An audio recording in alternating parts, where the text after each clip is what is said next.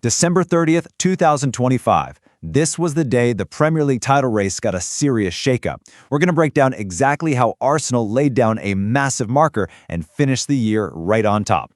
It's that classic age-old question, right? And honestly, it's the perfect way to describe this match. You had the league leaders, Arsenal, going up against the team, Aston Villa, who were on one of the most insane runs of the entire season. I mean, the stakes, they just don't get any higher. Okay, so let's set the scene for this massive end-of-year showdown. And believe me, this was not just another game. This had all the ingredients of a potential title decider. So, in one corner, you've got Arsenal. They're sitting pretty at number 1, but they are absolutely desperate to end that 22-year title drought. And in the other corner, Aston Villa, who roll into the Emirates on a blistering, almost unbelievable 11-match winning streak. And they knew a win would put them right level on points with the Gunners. What a setup. And get this, as if that wasn't dramatic enough, Villa had already beaten Arsenal just 24 days earlier. So they had the recent bragging rights, they had the form, and you better believe they had the confidence that they could pull it off again. But here's the thing, that final score, it really doesn't tell you the whole story, not even close. The first half was a completely different beast. It was this super tense, tactical chess match. You can see what Villa's manager Unai Emery was trying to do. He had a very clear game plan. Slow the whole thing down, stay super compact in defense, and just frustrate. Frustrate Arsenal's crazy high-energy attack and frustrate that home crowd. And you know what? At halftime, that plan was working perfectly. The scoreboard read 0-0. Villa had basically neutralized Arsenal and were absolutely 100% still in this game. Actually, you could argue they were the team closer to scoring. BBC Sport called it a near-perfect first-half away performance from Villa, and they had a huge chance that fell to their striker, Ollie Watkins. If he puts that away, we could be talking about a totally different outcome.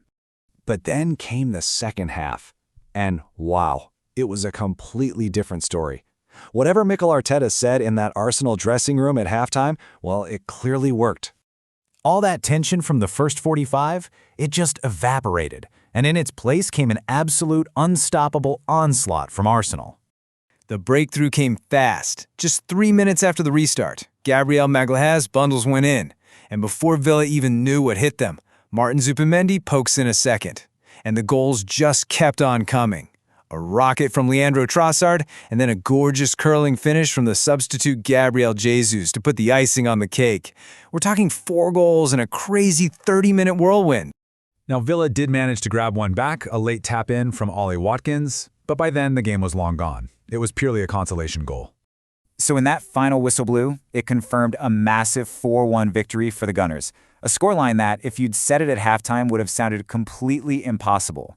So this is the big question, right? How on earth did Arsenal flip a switch and turn a 0-0 nail-biter into a 4-1 thrashing? What was the key? Well, for one thing, the stats tell a pretty clear story. It was just relentless pressure. Arsenal ended the game with 22 shots. That's double what Villa managed. I mean, that is just pure offensive dominance. And look, this performance was way more than just 3 points. Like the BBC report said, this was a statement. This was Arsenal looking everyone in the eye and showing them exactly why so many people think they're the team to beat for the title this year. And a massive, massive reason for that dominance came down to the return of one specific player. This guy earned an incredible 8.53 average rating and was, no surprise, named player of the match for his huge contribution. Of course, we're talking about the defender Gabriel Magalhães. This was his first start since coming back from injury, and his impact was just off the charts. Yeah, he scored that all-important opening goal, but it was more than that.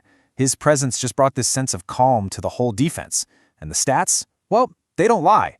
When he and William Saliba start together, Arsenal's record this season is perfect. Perfect. So, let's zoom out. What did this one result actually mean for the bigger picture, for the title race, as 2025 wrapped up? Well, here's a look at how it left the top of the table. Think about it. Instead of Villa going level on points, Arsenal suddenly opened up a pretty significant gap. They're sitting there on 45 points, with both Man City and Villa trying to play catch-up. I mean, what a way to end the year for Mikel Arteta's team. This win put them 5 points clear at the very top. They were firmly in control of their own destiny. Which, of course, leaves us with the one massive question as we head into the new year.